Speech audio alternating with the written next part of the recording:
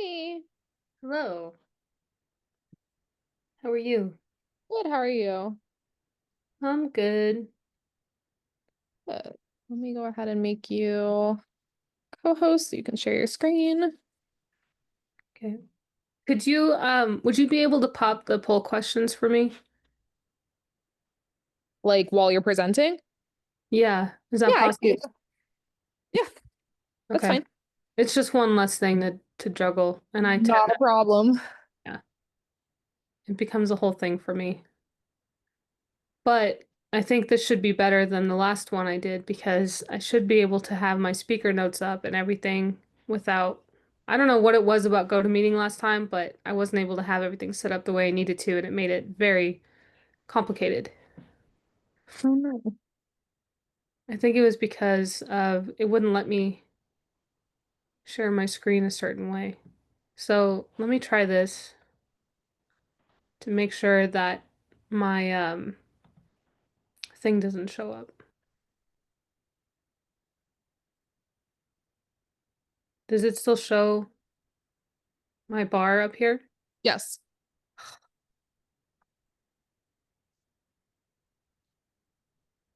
I don't know why. Stop share.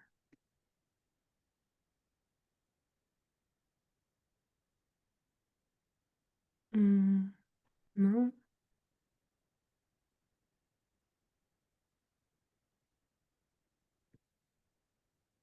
it's weird. It won't I'm also really confused because with the one we just did with Elle, when we started the webinar, there was like a start practice session button, but do you see that on your end? Or like start webinar button at the top? no. That's I so strange. see at the top I just see recording, sign in, and view. Okay, so maybe it just like automatically starts. But three, that's weird though.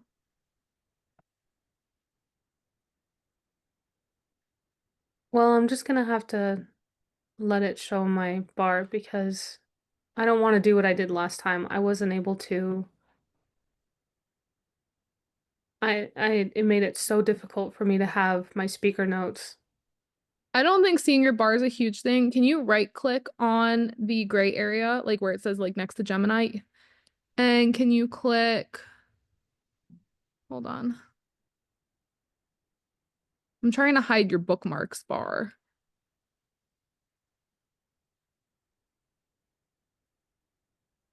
because I don't necessarily love that there's other partners showing up in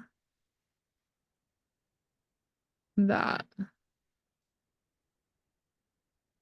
How do you do that? Let me look at my Google Chrome. So, so I have mine hidden by default. Trying to figure out how I did it though. Oh, mine's grayed out. I can't uncheck it. Oh, okay. I mean, I don't think it's like the end of the world. That didn't do anything. I wonder why it's grayed out. That's a permissions thing. I know, but why would that be a problem? Why would that be a Yeah, it is kind of strange. um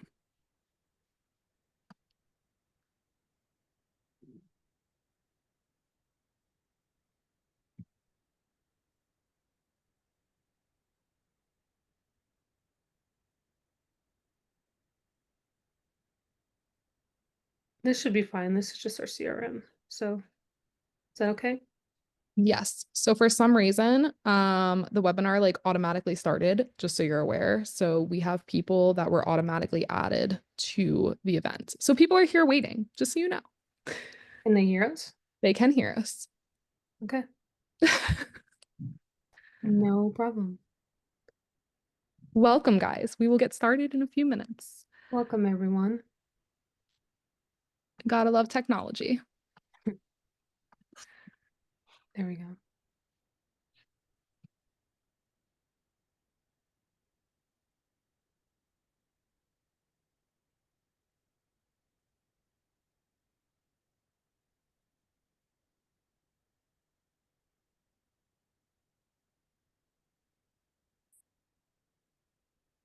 Give it a few more minutes. I'm gonna go off camera for a second just to grab some water. Sure.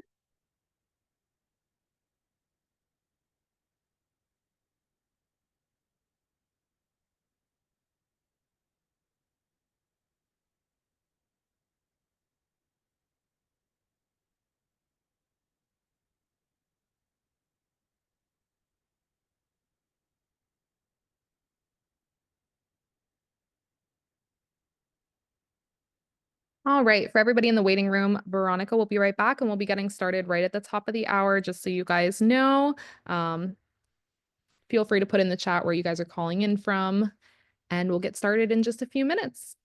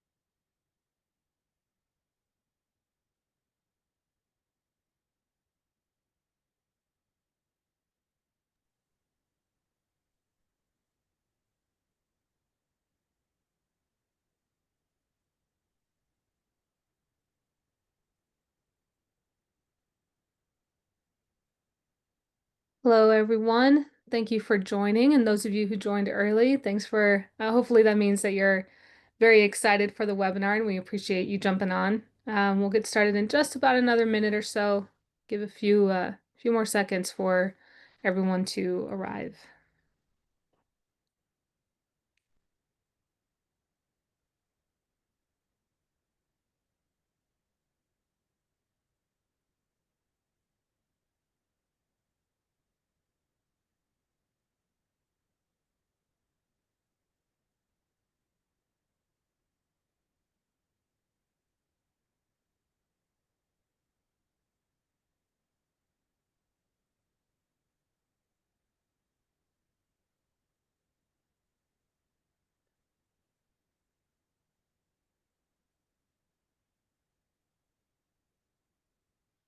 All right, we'll go ahead and get started. So again, hello everyone and welcome.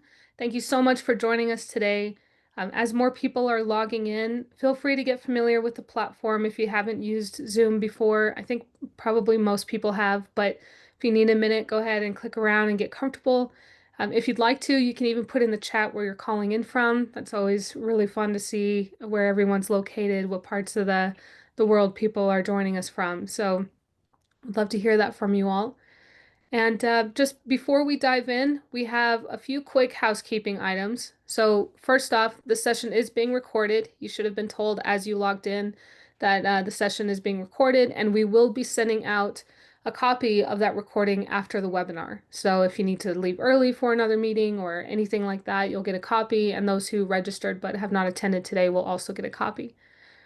With that, we do encourage you to share this recording with any team members or colleagues that you feel may benefit from what we're going to be discussing today. So feel free to do that. Also, please keep in mind there is a Q&A chat on the top right hand of your screen. So as we go along, if you have any questions, feel free to drop them in the chat there, and we'll be sure to address those during the Q&A session towards the end of the presentation. And we'll get to as many of those questions as we can, depending on how much time we're allotted. Let's see. And And I think the last thing really is there's going to be a brief survey that pops up at the end of the event when it closes. So when you close your browser or when the event ends, it'll automatically pop up. You can't miss it. We would love for you to hang on for just a minute or two at the end so that you can answer the survey questions. It's really important for us to collect feedback from you all to let us know how we're doing with this content and if it's resonating with you. So if you could take a minute to do that, we'd really, really appreciate it. Okay.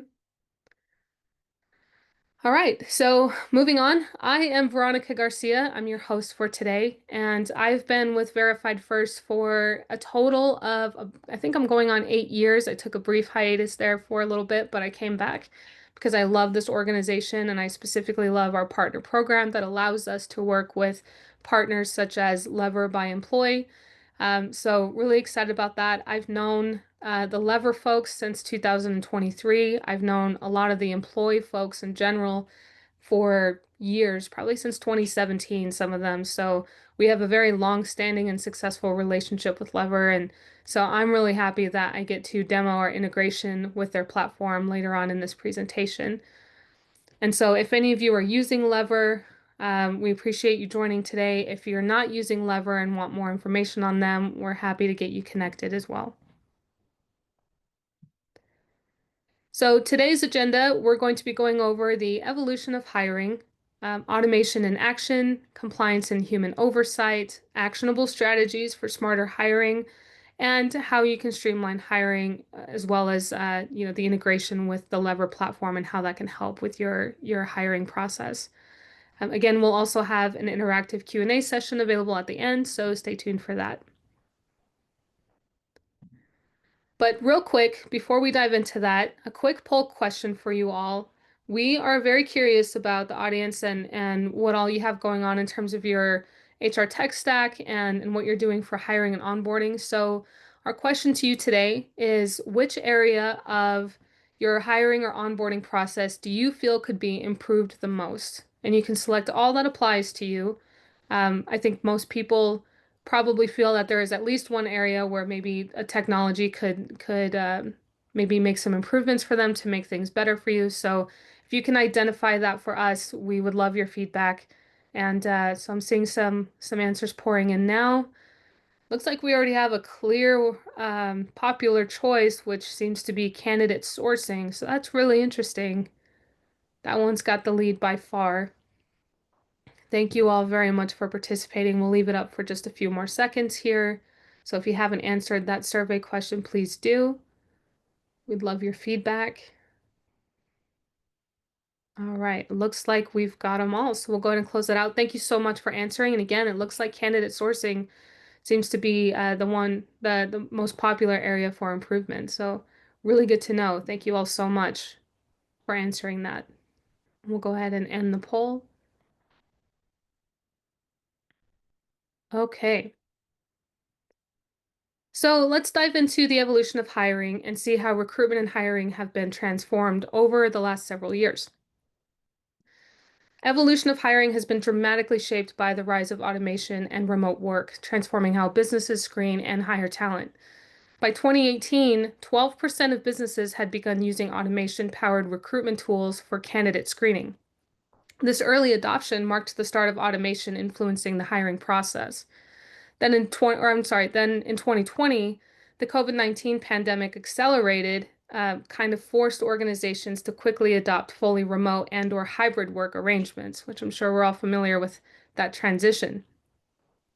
36% of US workers were working remotely full-time or part-time. This shift created a demand for digital solutions to streamline the hiring process. And automation and digital hiring practices became more and more essential for businesses to keep pace with hiring needs during the pandemic as companies quickly moved to virtual and contactless recruitment.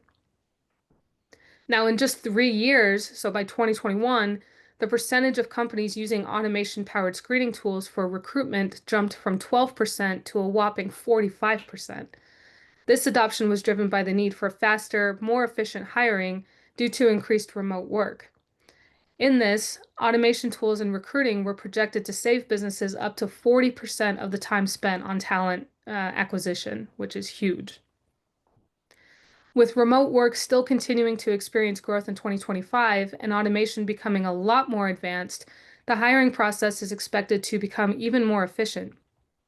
Automation-powered tools will further optimize screening, and compliance management will continue to evolve with more automated solutions. Businesses will increasingly rely on automation to reduce bias and ensure fair decision-making throughout the hiring process. Now, after knowing that, let's take a closer look at how automation is actively shaping the hiring process today and how AI and automation practices have continued to play a critical role in the employee lifecycle. There's no doubt that automation is making a huge impact on the hiring process, from automation-powered screening solutions to candidate matching. Let's start by zooming out a little bit, though. The hiring landscape has changed dramatically over the past few years, especially with the rise of automation. And honestly, that change is long overdue if we're all really thinking about it. By automating repetitive tasks, companies can streamline workflows, improve candidate experiences, and make more data-driven, unbiased decisions while reducing manual administrative errors as well. What we're seeing now is that automation isn't just about saving time, it's about making the entire process smarter. So, for example, automated resume screening can reduce the time teams spend on manual review by up to 75%. That's a huge number. That's huge when you're getting hundreds or even thousands of applications as well. But it's also not just about speed. Automation is also improving precision as well. Some companies are hiring up to 40% faster, but in conjunction with better candidate matching too. So we're not sacrificing quality for efficiency, it's actually the opposite.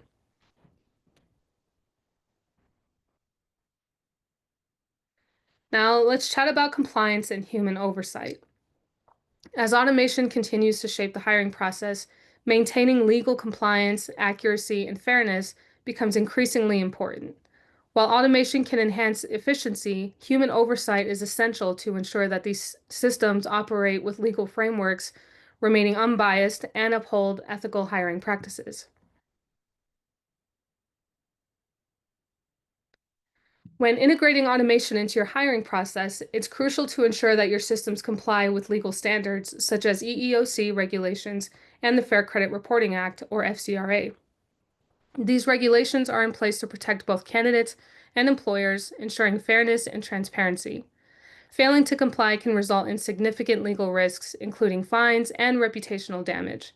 It's not just about efficiency, it's about maintaining trust and integrity in your hiring practices, so staying informed and compliant is key to avoiding costly pitfalls. Automation doesn't necessarily mean we can just set it and forget it, so to speak. It still means that we need to operate within legal boundaries and guidelines. And that means your tech needs to be built and used with fairness, transparency, and candidate rights in mind. So we've covered the power of automation and the importance of compliance, but let's talk about something that really ties those two together, which is human oversight. As we integrate AI and automation into hiring, it's essential to ensure that these systems remain fair, accurate, and compliant. While AI can help reduce bias, human oversight is necessary to prevent unintentional discrimination and maintain transparency. Regular audits of these automated systems are crucial too, so that they can catch any potential biases, whether based on race, gender, or other protected classes. Additionally, monitoring AI for compliance with data privacy regulations like GDPR is critical to avoid legal risks. It's not enough to set up your systems and walk away.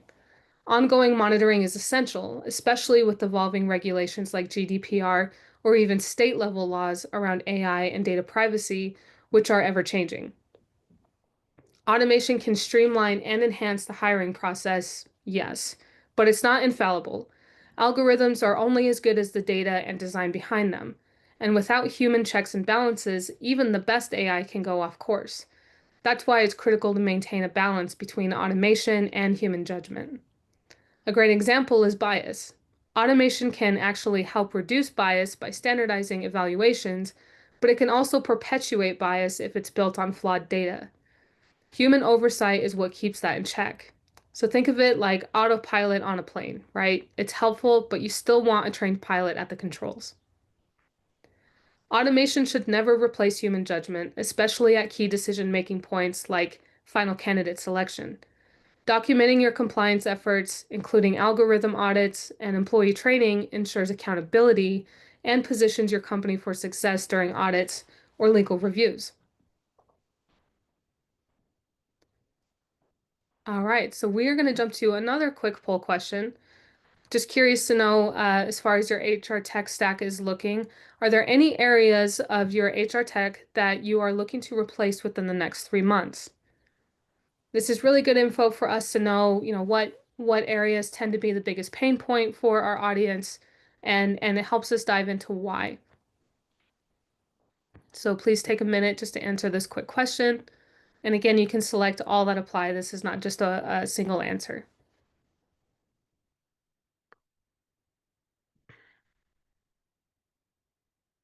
All right, we've got a few more hanging on out there. We'll leave this up for a couple more seconds. And I apologize. I have been either struggling with really bad allergies that I've never had in my life or a cold, and so I'm kind of recovering. And if you notice, my voice is cracking just a little bit. So I'm sure it's the season for everybody, but it's definitely getting to me. All right. We'll leave it up for just another second. And it looks like we've got everyone. Okay, so we'll go ahead and end this out. So looking at this, it looks like applicant tracking seems to be the most popular area um, of HR tech that is going to be replaced in the next 3 months. So that's good to know. Thank you so much for participating and sharing that information with us. All right. So while automations have certainly transformed many aspects of the hiring process, there are still critical components that require a more hands-on, personalized approach. And this is where Verified First comes in. Our background screening, verifications, and drug testing solutions are designed to complement the efficiencies created by automation, providing the critical human oversight and in-depth checks that businesses need to ensure safety, compliance, and confidence in their hires. Excuse me 1 second.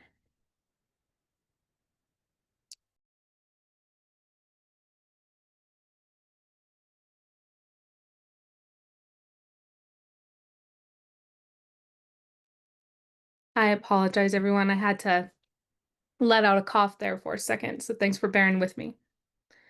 Okay, so let's explore how these tools can work in tandem with your existing tech to create a smarter, more efficient, and ultimately more effective hiring process. And then we'll jump into a quick 5-minute demo of how this all operates directly within Lever. So as we look at modern screening today, it's important to understand the different components that help paint a fuller picture of a candidate, not just what's on the resume. Criminal history checks remain a foundational part of the process.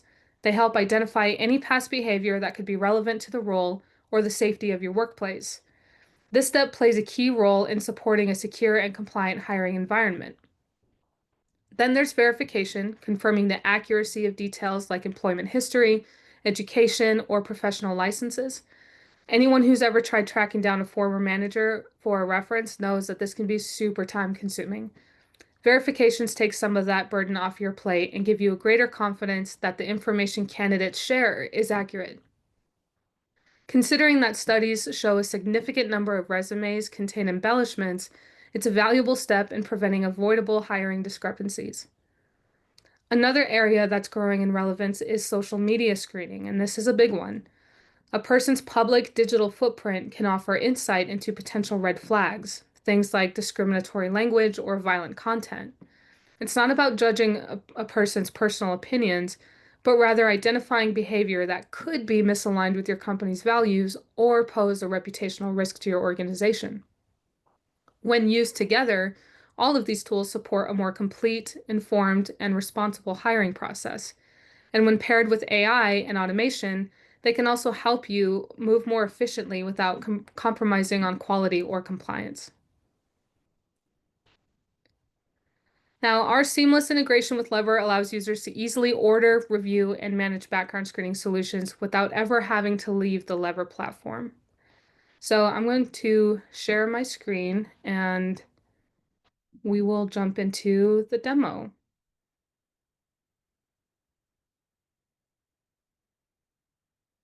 Okay. You all should be able to see the lever platform right now, and I have Hank Mess pulled up. He is our test candidate in the platform. So if you are a lever customer today, this probably looks pretty familiar to you. But we're going to see some changes here in just a second. So, real quick, Lauren, could you confirm that you can see this additional tab that I just opened? Yes, ma'am. Okay, great. Thank you. So to download Verified First browser extension, which is how we can connect with over 120 different platforms, first you'll go to your browser web store. So whether you're using Chrome or Firefox or Microsoft Edge, whichever one you're using, most of them, if not all, should have a web store for you to go to. I use Chrome, so I'm going to use that for my example today. So in the Chrome Web Store, you can search for Verified First, and we'll show up right here. And with that, I'll click into it and I will add this to Chrome. This is going to ask me to confirm that I want to add it, and then it will show up here in my bookmarks tab. So I have Verified First downloaded. Notice that there's no charge for this. This is free. You can actually follow along and do this with me today if you wanted to. So I now have Verified First installed, and then what I'll do is when you click on it, you'll allow the permissions it needs to do its job. And then for easy access, I like to pin it so that it's easy for me to just click into here. Okay.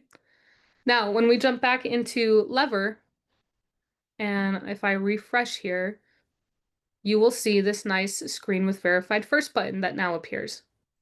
And with that, you can log in if you're an existing client, or you can sign up with us, which we can then discuss pricing for you and get an account set up, and then we'll give you a login at that point. So for now, I'm going to log into my account. And we do take security measures with MFA, so you can set this up to go to your cell phone or to an email address. Oops, need to turn my VPN on. There we go. Then I'll wait for my verification code, which I've set up on my phone. And this is 504. And then I'm in. So I'm now logged into my Verified First account, but I'm still also within the Lever platform still. Now, when I want to order a background check on Hank Mess here, I will then interact with this button. So from here, I'll be able to place a new order. And I'll have several options, several options within this extension that I'm going to cover real quick. So for one, if you have multiple accounts or multiple locations and you need sub-accounts created, we can do that for you. And then in the extension, when you order, you can select the location or the sub-account that you want to order from so that it shows up in your billing as well. So we can set those up all up for you so you can have those available. You can also set up as many different positions as you'd like within the extension. So if you have drivers, if you've got, childcare, volunteer positions, anything that, may require a different type of screening package, you can set as many of those up as you'd like. You can also create your own screening packages and tie them to a position. So for example, if I selected a driver, then I could automatically have a driver screening package that I created populate here so it knows exactly what to run. For this demo, I won't do that, but just wanted to highlight that for you. And again, you can create as many, this is just an example to show you how many packages you can set up if you wanted to. So it's highly customizable. We also have an a la carte menu. So if you needed to add a screen to a package for whatever reason, you can click on the little pencil here and then scroll through your a la carte options and add anything that you would like. Okay. For today's demonstration, I am just going to do a social security address trace. So I've got that selected. And then the other thing I want to highlight here is that the extension will read the page, the candidate page, and pull over the necessary information we need to run a background check. So, for example, first name and last name is already available. I just need to indicate whether I have a middle name for Hank Mess or if I do not. And if I don't, then I just need to indicate Is it because they don't have one or did I not collect it? So that's a quick step there. And then a phone number. You can add a phone number here. This will be used for texting invites, which I'll show you here in just a second. We'll need you to just confirm the location of the candidate and then also the state the employment is located. From there, we can go and hit send invite. Now, when we do this, this will first let you know if a background check has been ordered on this candidate within the last 90 days. We do this to help mitigate duplicate orders. So this will ask you to confirm if you want to proceed. And then this screen here will ask you if you want the report to be automatically ordered once the applicant submits the invite or their disclosure and authorization forms. So if they do that, if they fill out all the forms, then the package can automatically be processed. Or if you want to wait and review everything before you push it through, you can do that as well. And you can also select the language. We have English and Spanish available right now, with more languages in our roadmap moving forward. Okay, so for now, I'm going to do an auto order and then I'll click next. For sending the invitation, you can send via email and or text message. So this is also intuitive enough to know if the phone number provided can receive text messages. If it cannot, it will be highlighted in orange and it'll tell you that it does not appear that it can. So this could be a typo or they may just given you a landline or something like that.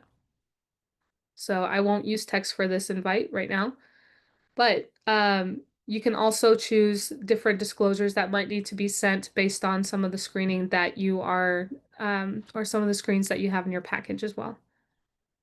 Okay. And lastly, you can also include a list of ordered products in the notification that the applicant receives so they know what you're running on them. That is optional. Okay.